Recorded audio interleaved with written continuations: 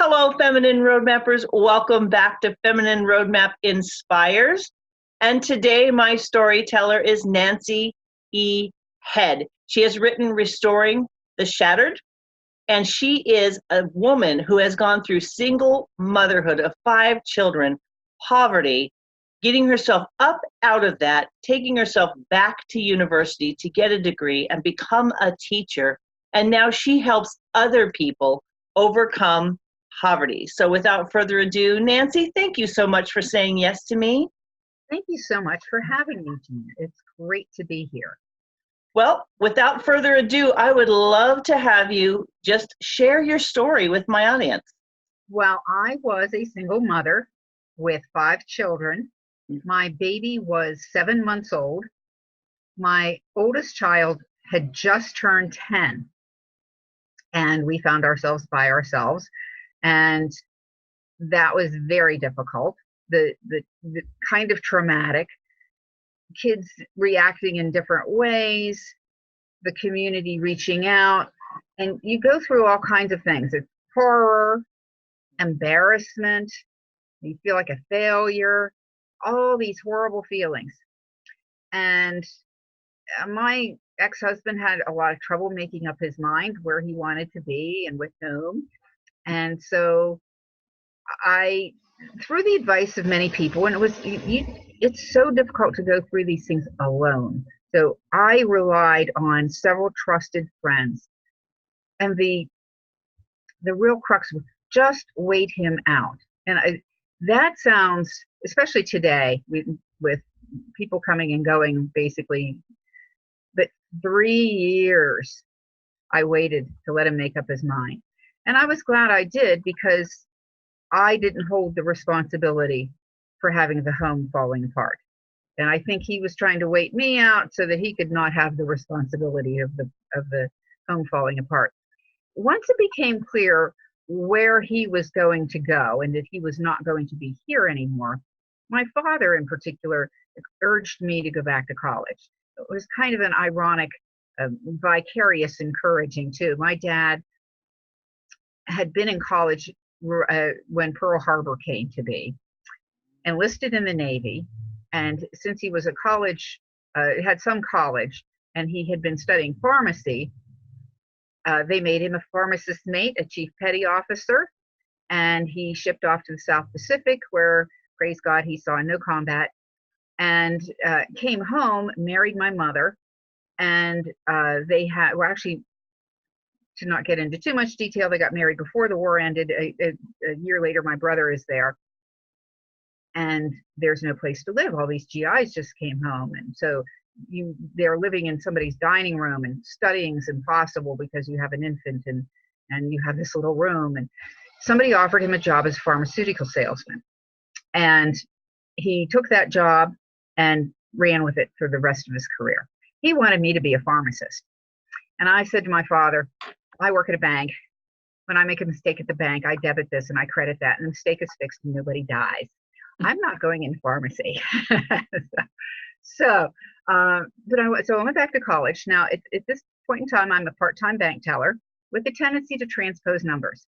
Not a good career plan. And it did take me a while in college. I tell young people this all the time. Go to college, take a few classes, something will grab you. If you can't make up your mind, you go. Well, English grabbed me, and I loved my English instructors, and I got a degree in English.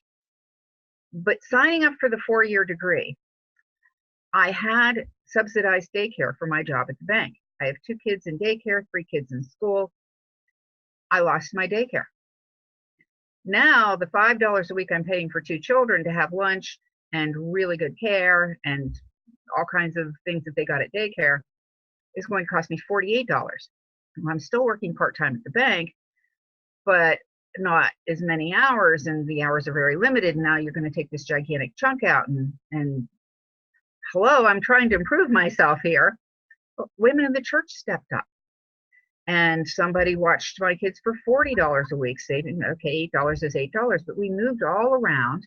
And the beautiful irony of it, we stayed put, but we moved from daycare provider to daycare provider, and the kids went to preschool and things like this, things I had not done with my other children. mother was preschool back then. But the beautiful irony of it is that the last caretaker, when my son was just in kindergarten, he needed care 5 afternoons a week, she would not allow me to pay her more than $5. So that original price that I was paying back for the subsidy, and 4 years later, I'm paying $5 a week for this woman, and who fed him lunch. I mean, she had to be paying more than $5 to feed him. So the church stepped around us. The community, a community of believers stepped around us. And there were the people I went to church with. Sometimes they'd provide Thanksgiving dinner. Sometimes somebody'd knock on the door and hand me a Christmas card and had a check inside. Sometimes there'd just be boxes of food left on the front porch. But there was this broader community because I had been involved in the pro-life community for a number of years. And so this broader community that wasn't just my denominational flavor, also encouraging me occasionally, however they could. Just in even how to study or what I could study or what career path I might find. All kinds of ways like that. And that was the beauty of it. There was another thing that seemed to make a difference for me. I had 3 friends that encouraged me at the time. One was also a single mother. She was already a student. I looked at her and said, if she can do it, I can do it. And our kids spent time together.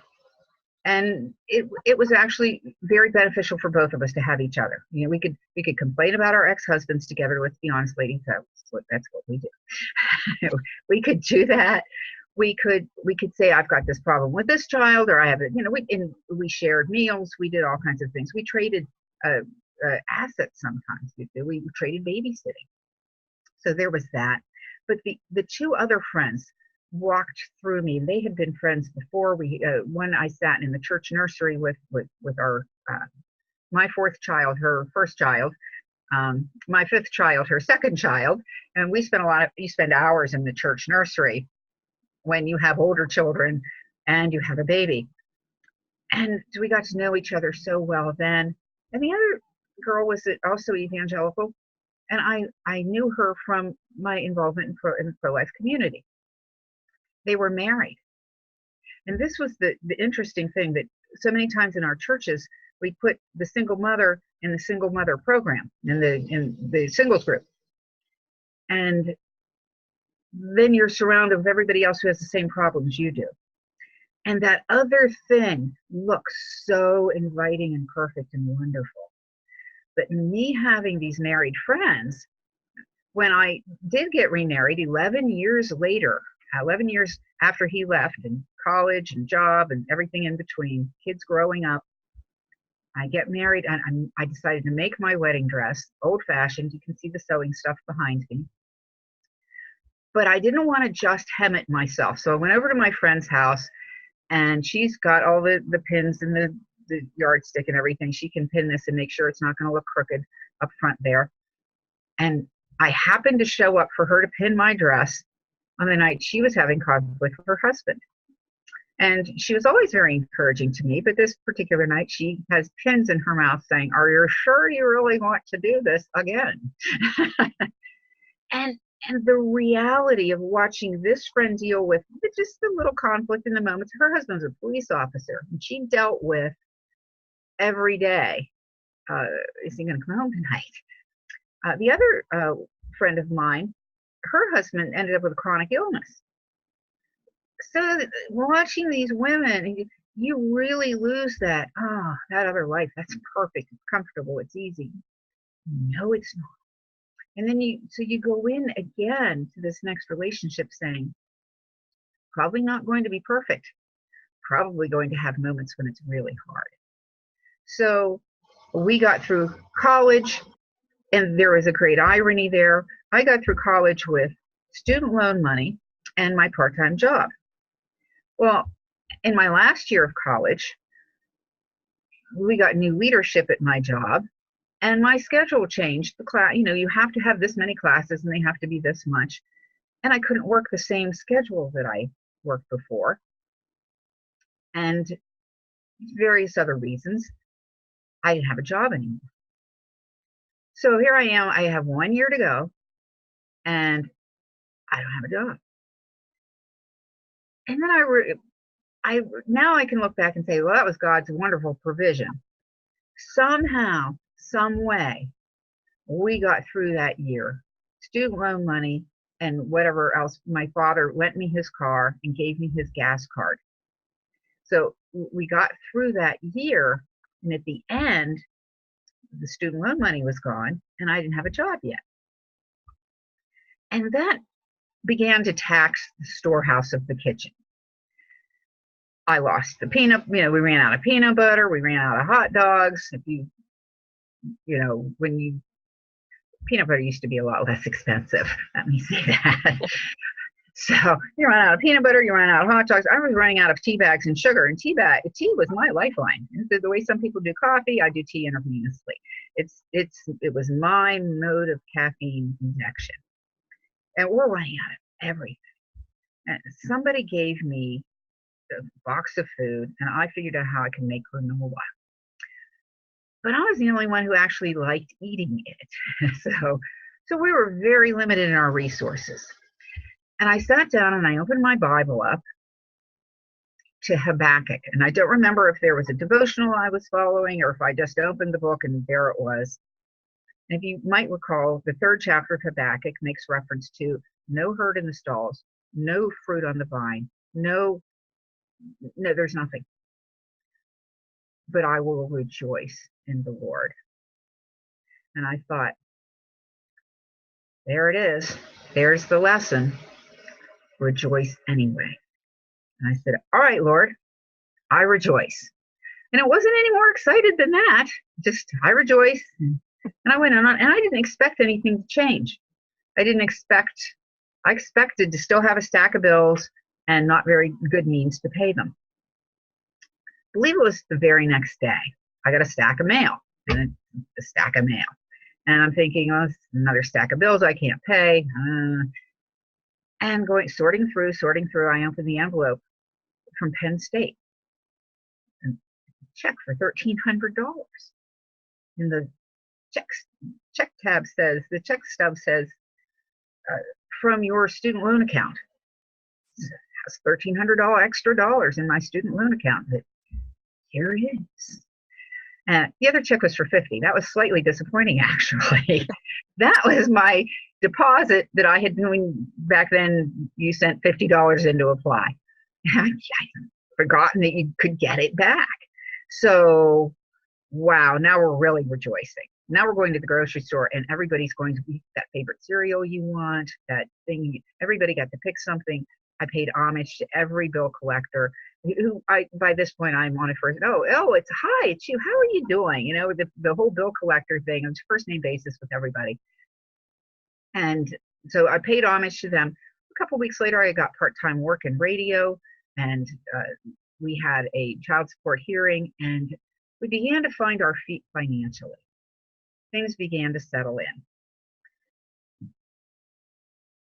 Radio is an interesting business, and it's probably the parallels here between this and radio are quite remarkable. And it was just, I remembered what one of my professors has told me: you will learn more after you graduate from college than you learned while you were here. And I didn't know if that was quite possible. So it was. I learned all about the workings of local government, which I'd not taken very much interest in before, because local radio news is about local government. I was much more interested in what was going on a national level, but you have to cover what you have to cover. So radio, it was all very interesting. And of course, these are in the old reel and tape. I'm giving my age away. Reel and tape days, reel to reel tape. So they taught me how to take the weather forecast. And so every day I'm taking the weather forecast, and the meteorologist changes from this guy to that guy. And I begin a friendship with the meteorologist who's up in Massachusetts phoning in our forecast every day. And of course, we're having astounding weather during this period of time. 1993, we had a 30-inch snowfall. 1994, I think we had a couple of 30-inch snowfalls. Then we had the frozen ice domes. For most of the winter, we had 23 degrees below zero. I believe my children in the month of January 1994 went to school 7 times. That's it. So this remark, well, I'm talking to the meteorologist quite frequently at this point, and he was having his own issues up there, and I'm down here. He got a job with the National Weather Service. He's not going to be our meteorologist anymore. He came down to visit us. But he was still married, and they were separated, but I thought, I began to feel very deep conviction that that's a situation I do not belong in yet. I need to stay out of that situation until it resolves itself. And that was enormously difficult because I had spent 9 years waiting for the prince on the white horse to show up. And here he was. He looked great, and it was so cool and such a neat story. And no. So we decided that we would not speak to each other for until it was resolved, and to some degree. And it didn't get resolved for a long time. But in the meantime, I'm walking with my friends through this situation. They've met him. Both friends met him while he was here. And they're walking with me and encouraging me and talking to me. And we're working through this situation. And after a certain period of time, it seemed apparent to everyone that this situation is not going to resolve in a reconciliation. It's just a matter of what it's going to take. So we began to talk on the phone. But we did resolve that we would not see each other until he really was legally free. And that, up in his state, meant that the divorce is final and the papers are signed, and that 90 days goes by after that. So that whole period of waiting was horrible. And then the period afterward was interesting because now we're dealing with courtship. And now we're dealing with what will this look like. And that is, again, as I'm watching my married friends go through the challenges every day, and the realization that this isn't the heaven on earth. This is real life, and it's just a different kind of real life from the one that you're living now. So we went through all of that, and we finally got to the wedding day. And that was when things also, we had children adjusting. My husband lived in a rural community. We live in a very suburban community. My children were not into getting up super early in the morning and doing things outside necessarily, unless it was, for one son, roller hockey, and for the other one, basketball. So we had a lot of adapting to do. I understood and I knew who my kids were, and I thought I knew what their needs were, and he had this vision of how this should go, and we're all trying to learn each other's languages. That is huge. If you're a single mother and you think this is going to be the be all and end all, that's something to watch out for. So the neat thing was that my husband had there are so many neat things, but one of them is that he'd had experience overseas. He was the meteorologist, the site meteorologist for the first trans-Pacific hot air balloon flight, which was, if you've ever seen Richard Branson on television, the guy who owns Virgin Airlines and Virgin Records, well, he was involved in these hot air balloon flights, and he had made the first transatlantic hot air balloon flight, and he wanted to make the first trans-Pacific hot air balloon flight, and they had a failed attempt. And they hired my husband to pick the site. So he went all over Japan, and he became fluent in Japanese. He loved Japan. So one of the first things that we did as a married couple was invite Japanese children as exchange students, just a month in the summer. So each one of my sons hosted a Japanese exchange student, and that was kind of cool. And then a few years later, we decided that we would have an exchange student, and I said, well, let's get somebody from China. I'm very interested in China. And my son said, I'm learning German in school. Why don't we get a German? And so that made sense to me. So we got a German student. We did have other students from Asia. We've been to Asia twice to teach English as a second language, which gives you also the opportunity to teach American culture, which includes discussions of things like Thanksgiving and Christmas and Easter, and why we do so many of the things that we do that end up having to be related to Christianity. So these wonderful opportunities came my way, which would not have come my way had I not gone back to school and made all of these attempts to improve myself. So one of the things that we need to understand, what you need when you're going through these situations, is somebody to mentor you, somebody who will encourage you and challenge you. And the challenge is important. That's the part we generally want to avoid. We want that person to walk with us who's really going to tell us what reality is, like my two married friends did. That makes so much difference to keep the practical aspects of life and to understand my life's really hard, but everybody else isn't necessarily a picnic. So that was crucial, to have the mentor, to have the community of people willing to hear what your need is. So I would recommend to everyone to get a church community, because and find the right church. If people aren't willing to listen to what your needs are, go find a community that will. So, but the idea isn't just to have your needs met. The idea is to take your needs today, but encourage you upward. And one of the examples that I put in the book that I think is just such the picture of this is when there's a food pantry in our town, a local retired Marine colonel. If you can imagine, Mr. Crusty on the outside, Marine colonel, and willing to send people up the hill into gunfire if needed, but always that heart of gold, the heart of what is good. So he runs the food pantry. Now he's retired, runs the food pantry. And he told me the story once about a young lady who came in with 3 children, and she was still a teenager.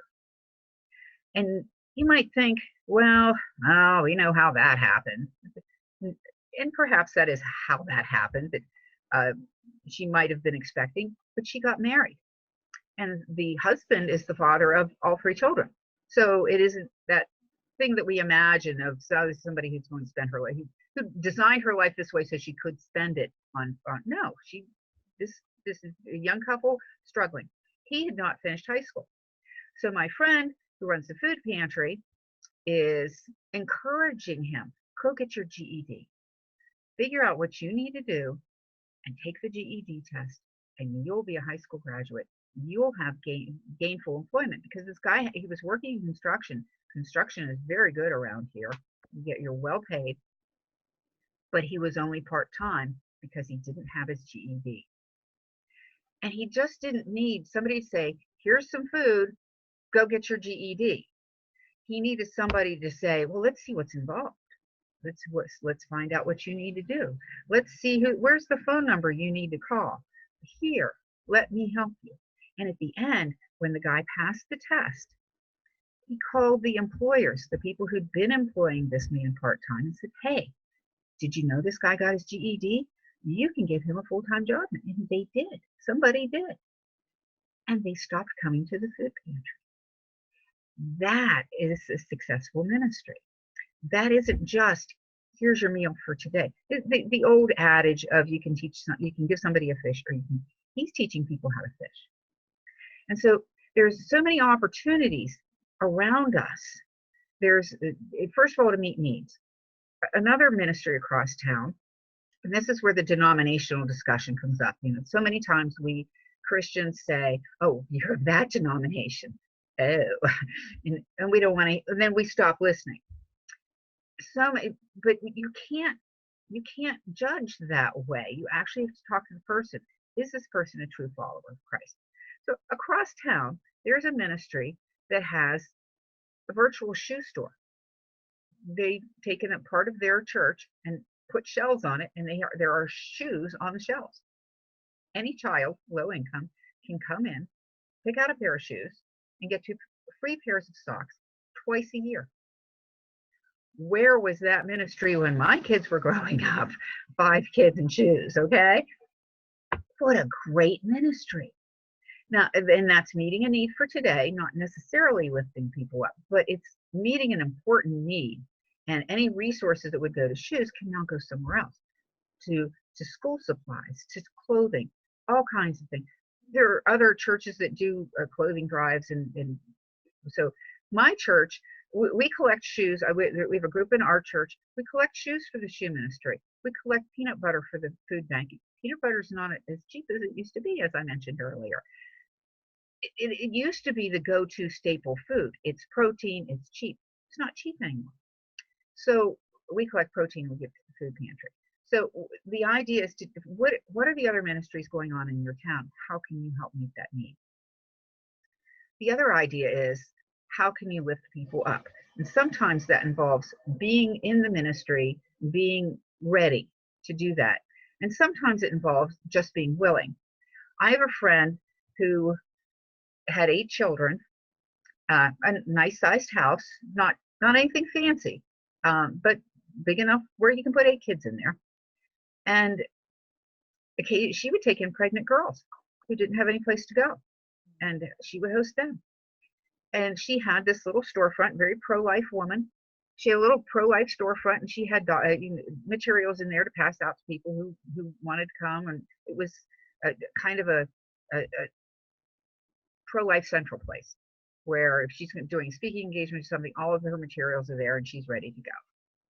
But she was manning her office one day, and this couple walked in, and they had moved to this area and thinking that he had a job.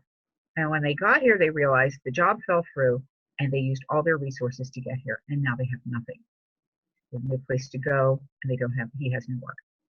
So she let them, and again, I'm sure there were 87 housing code violations here. She let them stay in the office for the night. Then she gave them bedding, pots and pans, whatever they needed. And she gave them first and last month's rent, and found them an apartment. Now they have an address. Now they can get assistance from the government, but now they've got their feet under them, and he found a job, and they're completely independent. And that's the difference. How long might they have stayed on the street? It might have turned from days to weeks to months to years, but all they needed was first and last month's rent. Somebody willing to be inconvenienced and to let life be a little messy. Somebody to go home to her household of 10 people and take some of the bedding out of it and the towels and share them, give them to somebody else for a while. It must take a lot of bedding for 8 kids. So, but willing to share, willing to be inconvenienced, willing to help lift somebody up and change their life.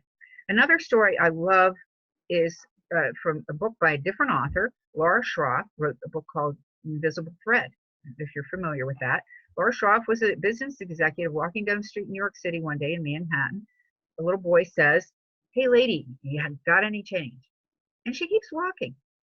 She made it to the middle of the intersection until she turned around and came back and bought him lunch at McDonald's. And as she's getting to know him, what do you want to be when you grow up? He didn't know. He didn't know because he never knew anybody who had a job before. He didn't have anything except television and his imagination. Everyone around him wasn't having a dream about what they could be when they grow up. And one of the most profound moments in the book is when she invites him to her family's home and her brother's home for Thanksgiving dinner. And he gets a new vision of a dream for his life, because it's the first time he sat at a table and had a meal and listened to people talk. First time he wasn't just handed his food wherever he was sitting. And his vision became, when I grow up, I want to have a family and a table. And there was a whole lot of mess. I'm shortening the story here a little bit, a whole lot of mess and a whole lot of inconvenience. But when he grew up and she went through all the things that she went through in her life, that was the son that she never had. Those were the grandchildren were the grandchildren she never had. That was her family eventually. And all she did was turn around on a street in Manhattan one day, take a kid to McDonald's and get him a meal because he was hungry. So you don't know, first of all, the difference that it would make in his life, but the difference it made in her life. And the other interesting part is that she didn't have a life of perfection when she got there. Her father had all these issues and was alcoholic, and she struggled in school. And the neat part was this kid struggled in school, and she didn't say, well, just work harder or study more, or here's how to study. She said, you know what, I struggled in school too. And he saw for the first, oh, you struggled in school? I struggle in school. But look at you. You're employed. You're a product. Oh. And he became a police officer. He's got a family, sits around the table with every day and has a meal. And what would life have been? And she decided to be inconvenienced and to let her life get messy. And that made all the difference, not only for him, but for her too. It's a beautiful book. It's called The Invisible Thread. Buy my book too. But that story is one of such beauty that first of all, it was helpful to him that her life had not been perfect, because he didn't believe, he understood that it doesn't have to be perfect for you to become an independent, productive person. It's not like all those other people have a perfect life and you don't, and so therefore you can have new dreams of what you want to be. And she said she had asked him a number of times, what do you think you want to be when you grow up? We ask kids that all the time. What do you want to be when you grow up? And it's just like we expect an answer. We expect them to say a teacher or a fireman. My one son, his dream was to be a railroader. And in Altoona at the time, the railroad was circling. Yeah. And people laughed. And he grew up and he worked for 5 years at the railroad. The railroad's still circling here. We expect an answer for kids. We expect them to have a vision. And for the longest time, this little boy didn't have a vision. And he had to meet people and he had to see productive people. He had to interact with them. This is why you can't just send money. Mentoring has to happen. She taught him how to bake a cake. Here's how you notice the basic nature of this. She taught him how to bake a cake. You buy, honestly, bake a cake wasn't this many cups of flour. It's a cake mix. But what he's learning here is to follow the directions. You start with this, and you start with that, and you have to have the right ingredients, and you put it together. And it wasn't McDonald's nuggets that somebody handed him every day. It was actual preparation. That kind of independence that can teach you to do things for yourself. And we don't realize today how many people around us have no vision, because they don't have that interaction. They don't have the mentoring. They don't have the people around them saying, you might struggle in school, you might have it rough at home, you can still become a productive, independent person who's taking care of yourself and taking care of your family.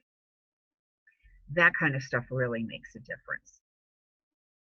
So I know you have a passion for helping people who have gone through the poverty that you have gone through, and that's why you are sharing these stories. So what is it that you currently are really passionate about in helping other people? Well, there are some really exciting things happening in my town, and some of them I had nothing to do with. One of them is that two pastors got together, and one of them said, why don't we see how many pastors we can get together to pray just for our city, just to pray for our city. They're up to 36 now who meet on a Sunday morning at 6:30 for 30 minutes. And the neat thing that happens when you bring these communities together, there's a church in town that had a $6,000 heating bill. And the pastor was one of these 36 who comes into this community and says, hey, I got a problem, and if I don't solve it, I'm going to have to close my church down for the winter because we can't pay the heating bill. We can't keep the heat on. But we're having a spaghetti dinner. And my pastor for weeks encouraged us. It was in the bulletin, it was on his Facebook page. Go to the spaghetti dinner. And if you can't go to the spaghetti dinner, just give me a donation. I'll make sure they get it. So my husband and I went to the spaghetti dinner, and the next day we went to church, and the pastor said, they needed 6,000. We didn't know how much they needed. He said it the next day. They needed 6,000. They got 9,000. So, and it's a beautiful church with stained glass windows, ye old classic church, but it's in this little neighborhood people can walk to. So that kind of ministry that can reach out and meet the needs of people who might not even have a car to go to church. So it's really neat, the things that are happening there. The other things that are happening, there's this church doing a feeding ministry here. There's this church moving into the low-income neighborhood. And a really neat thing, there's a church that's outside the city, but they bought an abandoned elementary school inside the city in the poorest neighborhood where the school failed. So the school district closed the school down. The building sat empty for a long time. They just redistributed those children throughout the neighborhood, or throughout the city, the school district actually. Not necessarily acknowledging, maybe it wasn't the school that failed, maybe it's the families dealing with the opioid crisis and all the things that are going on here. What can we fix? Well, what we can do is we can put a ministry in there. And the ministry can offer after school feeding programs, after school care, things like that, summer feeding programs. That's what they're working on.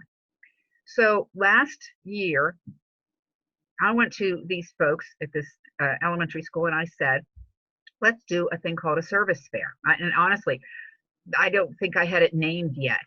And someone suggested you could rename that. It's not really the best name, but it is a good name in the sense of what it does. We rented the school for the day. They have bouncy houses, so we publicized the bouncy houses will be blown up on this day. We went around town. We solicited donations of money and food, and so we had restaurants and people donating food. It had the guy from the 29th Street, guy who goes to my church, owns the 29th Street Deli in town, volunteered to cook for us. So he shows up ready to cook, and so I just remember the first guy who shows up is a little old man who has to hobble up the hill and just sitting there waiting for the food to be ready. Inside, we invited all kinds of ministries to come set up a table. So you come and you get the free food. If you want, the kids want to use the bouncy houses, you have to walk through, but you walk in front of here's people from the Crisis Pregnancy Center. Here's people from the feeding ministry. Here's people from this ministry, that ministry, the porn addiction ministry, all kinds of ministries, all from all over the city. And people got to find out where they could get help. The state representative, our state senator, sent in all these brochures. Here's how the state can help you. So we're looking and we're planning another one this year, and it's bigger and better. And our plans, we have a petting zoo coming instead of just the bouncy houses. So we're very excited. We want to make it bigger and better and give it, and not have it be, oh, that thing we went to last year. Yeah, well, it's the same thing. No, it's petting zoo's coming, and more ministries. And a basketball tournament, a volleyball tournament. So we added, and an auction. We gave away some baskets last year. We had donations. Well, it's going to be a lot bigger this year. So last year was kind of the practice thing. But to bring in, you know what? I don't struggle with food, but I know somebody with a crisis pregnancy. Yeah, there's some help there. Well, and there's this ministry and that ministry. And there was how to get your kids tuition free into the Christian school. And the Christian school was there. All these ministries. So that whole kind of outreach kind of thing that says, I don't know what your need is, but let's see what we need to do to identify it and fill it. And that's how we can lift people up. And again, when you do these kinds of things, you start to build relationships with people, and then that's how you can lift them up. So that kind of community effort, first of all, shows people that you care about them. And just that whole sitting down to have a meal with someone, any of those things that you can do. Last week, I was at the March for Life Expo, and I asked my husband, would you please go out and get some lunch?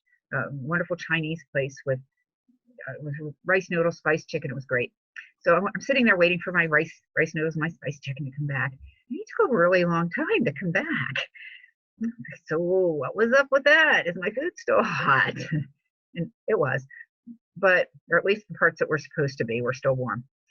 He went to a McDonald's because he didn't want Chinese food, and he went to McDonald's and he bought a homeless person a meal, and he sat down with her for a little while. So that whole kind of thing. We have frequently gone to a city and gone into McDonald's first, or any other fast food, not to mess you up with sponsors or whatever. Any fast food, go in and buy a gift card.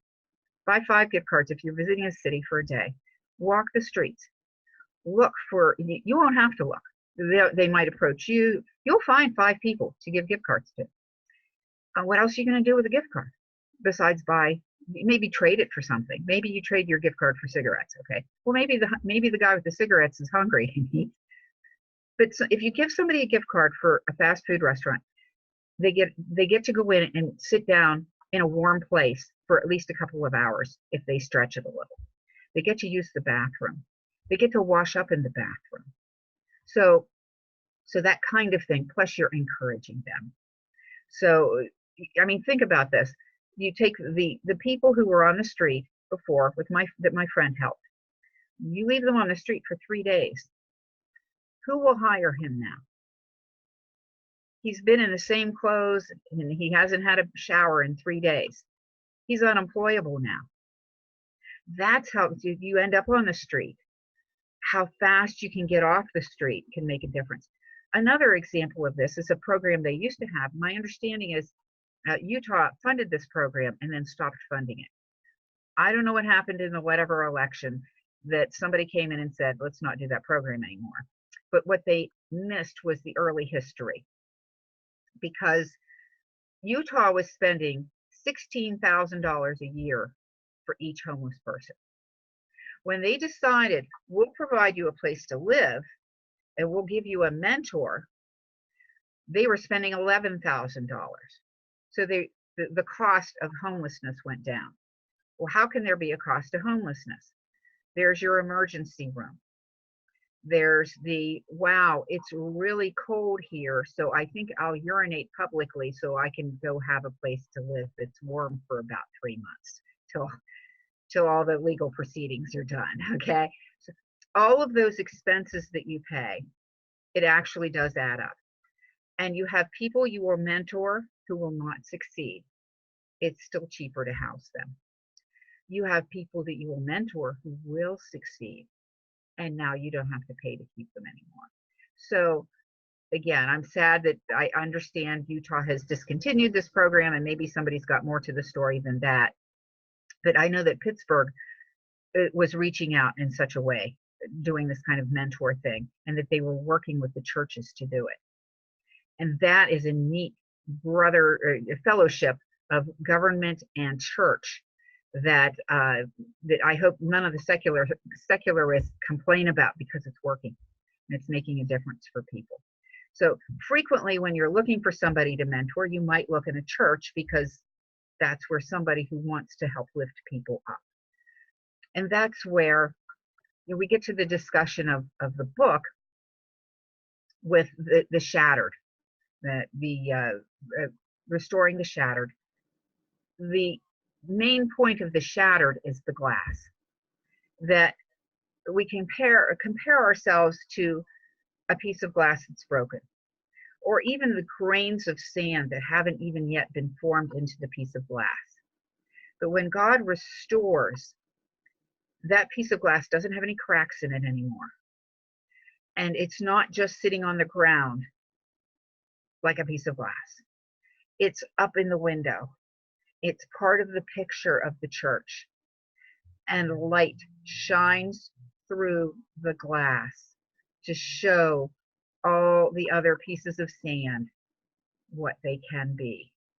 Not perfect people, pieces of glass shining the light. So letting the light come through. And this is where you get the community to help lift you into independence, and then you become part of the community to help lift others. Because there's something very key in the story about Laura Schroff, for example. It really mattered that she used to struggle in school. It really mattered that her life hadn't been perfect, because it taught him that it was possible. It really mattered that my friend at my church had already started her college classes, because that taught me I could do that. Oh, there are others like me. And when I was doing this in 1988 to 1992, they were actually coming up with college programs for what they call the returning adult student. And there was a community there too, that I wasn't sitting there with 18-year-olds in freshman English class. I was, no, I probably was for that class, but anyway, most of my evening classes, there were other returning adults, there were veterans coming back from their military service, other single mothers, so many people who lived some life and then came to college afterwards. And that really made a big difference. Having that friend to help me get started got it all rolling, and then the rest of the community standing there cheering me on. They had a big party for me when I graduated, and it was kind of like a roast, only everybody was really nice, and it was such a blessing to us. It modeled things for the kids. There was another situation that came up that I thought was really a turning point. I was a stay-at-home mom for 11 years, and I went back to work when my baby was 2, and I did not appreciate it. I was sad and brokenhearted. And I remember an incident when I was in a pharmacy getting medicine, and my son said something, and the pharmacist said, "What did he say?" And I said, "I don't know." And he said, "Oh, the mother usually knows." And I thought, well, if I spent all day with my baby the way I did with my other babies, I would have known what he said. I don't think that poor man realized how he broke my heart that day. But there were times when when you're receiving government assistance, you have to check in every so often and make sure that you're doing everything right, and the I's are dotted and the T's are crossed. And I went in with my caseworker for one of those appointments, and he said, "You have a child under age 4. You can quit your job." And I said, "Well, he's 3. He's going to be 4 next year."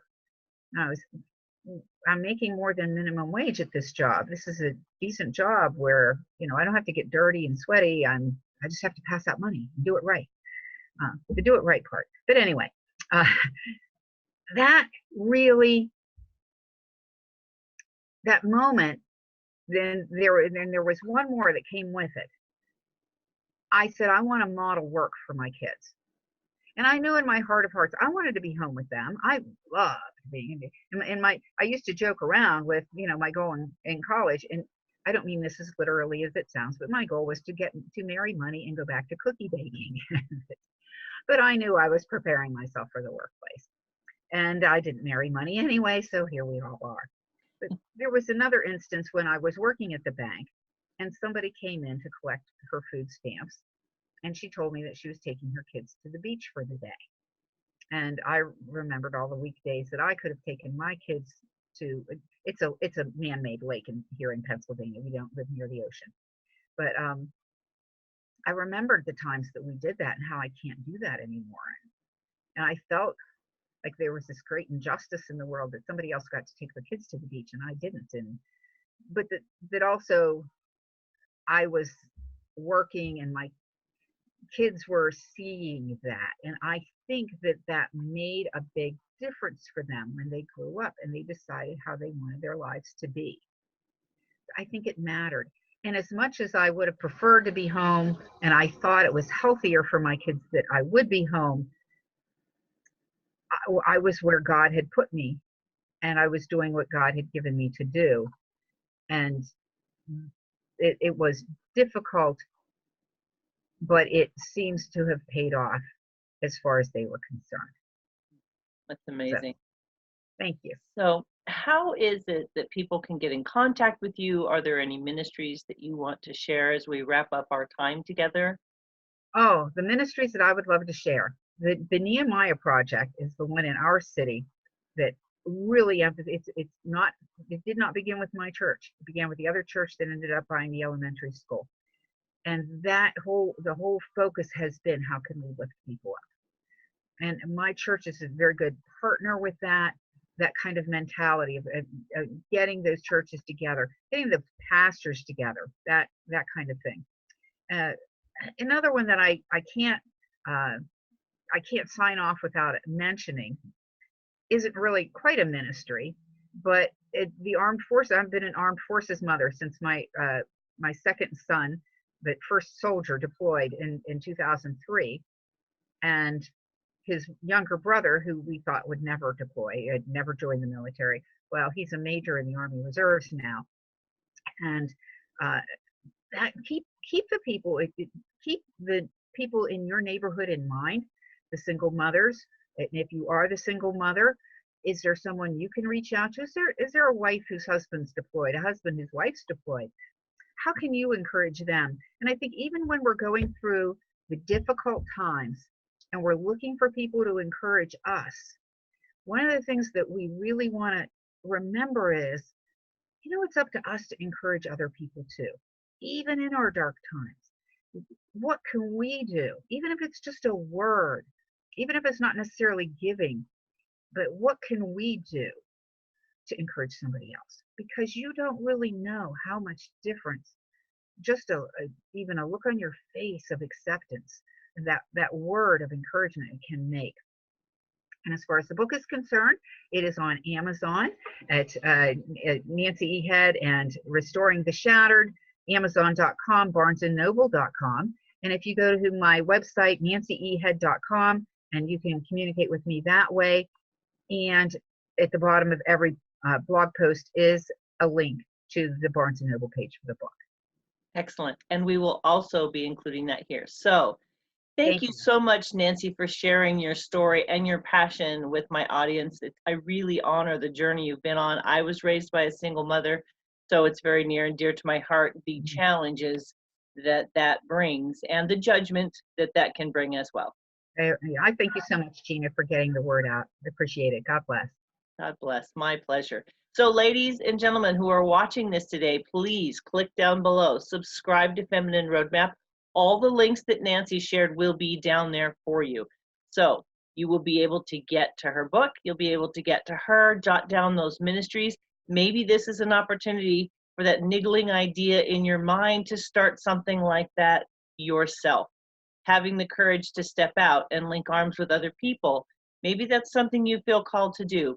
So don't be afraid. Maybe reach out to the churches that Nancy's talking about and find out how they did, what they did, and to create those resources, ministries, opportunities, support in your own neighborhood. Thank you so much for listening, everyone. We really appreciate the time that you've given to us. We do ask that you share this episode, and please join us again next time. Have a great day, everyone. Take care. Bye-bye.